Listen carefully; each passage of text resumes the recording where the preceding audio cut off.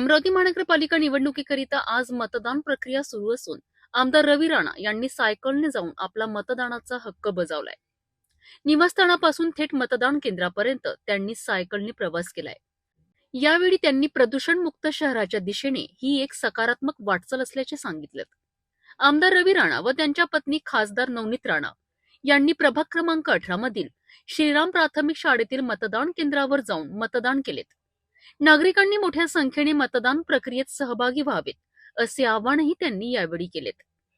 अमरावती शहरामध्ये जे पोल्युशन वाढलेलं आहे, पोल्युशनच्या माध्यमातून लहान मुलं, बुजुर्ग, युवा, महिला सगळ्यांना जो मोठ्या प्रमाणात या पोल्युशनचा सामना करावा लागते, त्यासाठी सगळ्यात पहिलं पाऊल माझं पोल्युशन मुक्त करणे। अमरावती शहर जास्तीत जास्त प्रमाणात झाडे लावणे।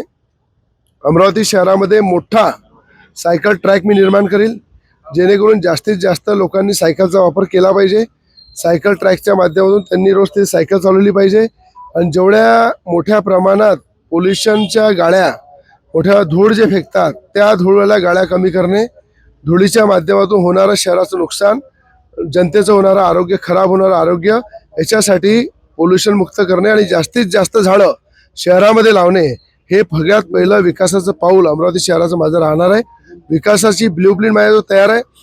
अमरावती शहराचा नक्षा कसा बदलायचा, कसं अमरावती शहराला पुढे न्यायचं, या संदर्भात मोठ्या प्रमाणात युवा पार्टीचे नगरसेवक निवडून आल्यानंतर या अमरावतीच्या इतिहासामध्ये अमरावतीचा विकासाच्या माध्यमातून नक्षा बदलवणे, अमरावतीचा चेहरा बदलवणे हे आम्ही प्राथमिकतेने करणार आहे।